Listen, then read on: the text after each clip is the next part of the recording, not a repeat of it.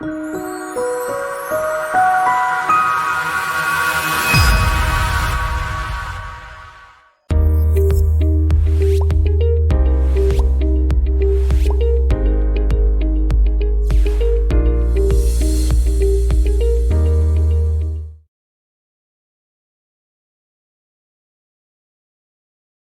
Students, आज का भी हमारा वीडियो बहुत छोटा सा एक छोटे से टर्म को लेकर।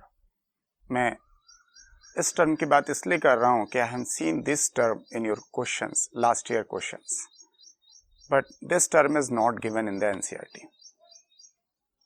टर्म क्या है? That is फर्कुला।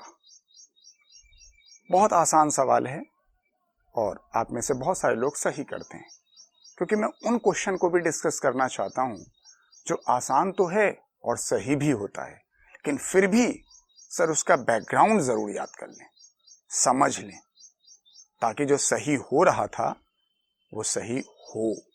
ऐसा ना हो कि प्रैक्टिस के दौरान जो सही हो रहा था वो एग्जाम में गलत हो जाए, क्योंकि हमारे अंदर ये ऐसा लगता है कि जो हमारा सही हो रहा था उसमें हम हक जताने लगते हैं। लगता है मेरा तो वो सही होगा ही होगा। सर ऐसा हर बार होता नहीं है।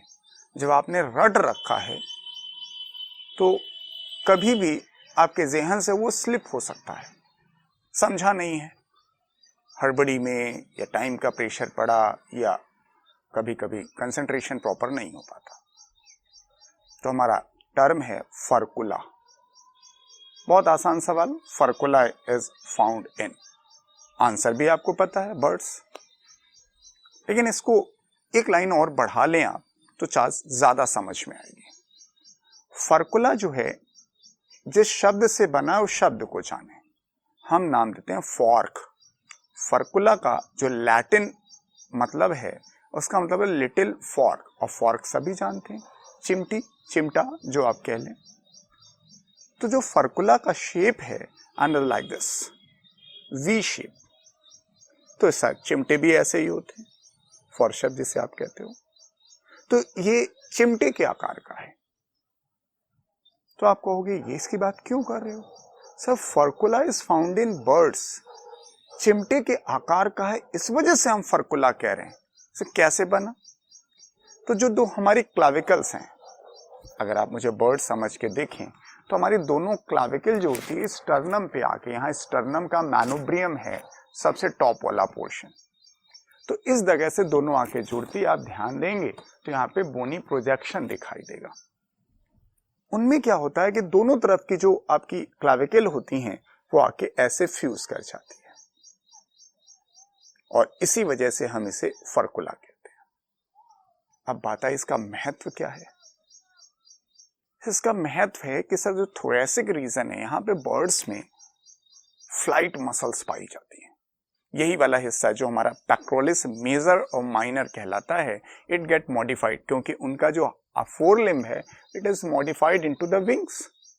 तो सर यही वाला हिस्सा बार बार मूव करना होगा, तो इस हिस्से में उनको स्ट्रेंथ चाहिए। तो ये जो फर्कुला बन जाता है, तो ये जो फ्लाइट मसल्स होते हैं इनको स्ट्रेंथ प्रोवाइड करता है, और ताकत ज्यादा मिलती है तो फ्लाइट ज्यादा कर पाते हैं। तो फिर पॉइंट आगे बढ़ा, फर्कुला is a fork-like structure formed by fusion of both clavicle and present in the birds. एक और इंटरेस्टिंग फैक्ट जान ले, एग्जाम के लिए नहीं। सब फर्कुला देखा गया, it is also found in few species of dinosaurs, reptile. तो कोई बड़ी बात नहीं है, हम तो कह ही रहे हैं birds and mammals originated from ancestor that were reptiles। तो ये प्रमाण है। हालांकि मैं ये नहीं कह रहा हूं कि फर्कुला आए तो आप डायनासोर कहें, तो सारे डायनासोर में नहीं है, कुछ डायनासोर की स्पीसीज देखी गई जिसमें फर्कुला पाया जाता है, तो आपका एविडेंस पक्का हो गया। अब एक और इंटरेस्टिंग सवाल इसका है, सब फर्कुला को हम विश बोन के नाम से भी जानते हैं, WISH। अब बताइए विश बोन क्यों कहते हो? एक्चुअली जापानीज का जो सेंस ऑफ ह्यूमर है वो पूरी दुनिया में विख्यात है। तो हम लोग अपने शादी ब्याह में जब जाते हैं तो हम ये चेक करते हैं, यार इन्होंने मुझे क्या दिया था, इन्होंने मुझे अगर सूटकेस दिया था तो हम भी सूटकेस ही देंगे, चाहे 10 साल बाद जाएं उसे हम उसके यहाँ।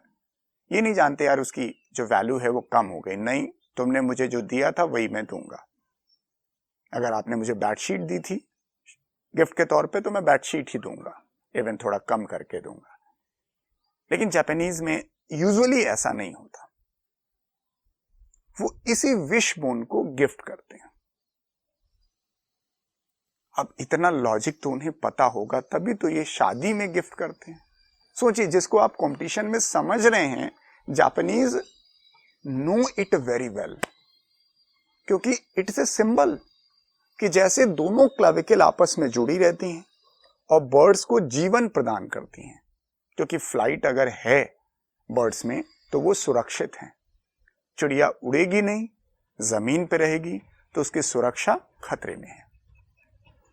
तो उनका ये कहना है या सोचना है या लॉजिक है कि जैसे दोनों क्लैविकल आपस में जुड़ी रहती हैं सर, वैसे ही सर ये आपका जो रिश्ता है हस्बैंड वाइफ का, जो शादी में एक नया रिश्ता बन रहा है, ये भी जीवन पर्यंत जुड़ा रहे। तो चूंकि जापान में इसे हम वेडिंग गिफ्ट के तौर पर इस्तेमाल करते हैं, इसीलिए हम इसे विश बोन कहते हैं। तो समझ में आ जानी चाहिए। मैं एक बार फिर रिपीट कर रहा हूं। फर्कुला is a little fork-like structure present in the birds, formed by fusion of both clavicle and that strengthens, ताकत देती है to the flight muscles. Also named as wishbone because Japanese use furcula as a wedding gift. That's a symbol of union of two. दो लोगों के जुड़ने का symbol है। तो ये रहा एक छोटा सा टॉपिक। तो सर ऐसे छोटे छोटे टॉपिक्स के साथ हमसे जुड़े रहें। तो हम कोशिश जरूर कर रहे हैं अपने हर वीडियो में कि हम उन क्वेश्चंस की बात करें जिसको आपने साल भर बहुत लाइटली पढ़ा है, या पढ़ा है तो शायद कुछ कॉन्सेप्ट में प्रॉब्लम है, या अगर सब कुछ आता है फिर भी गलती की गुंजाइश ज्यादा है। तो नजरअंदाज मत करें इन गलतियों को। ऐसी ही गलतियां स्वाभाविक रूप से आपके एग्जाम में हो जाती हैं। तो इन वीडियो से, अपने चैनल के माध्यम से या अपने ऐप के माध्यम से, क्योंकि ऐप के माध्यम से भी मैं टेस्ट जब कराता हूं वो टेस्ट फ्री ऑफ कॉस्ट है, तो जो टेस्ट मैं कराता हूं तो उसके माध्यम से भी मैं कुछ ऐसे क्वेश्चंस को जरूर देना चाहता हूं जिनसे आपकी गलतियां घट जाएं, क्योंकि हमारी और आपकी मंजिल एक है। तो वो आप जानते हैं। And good luck to all of you.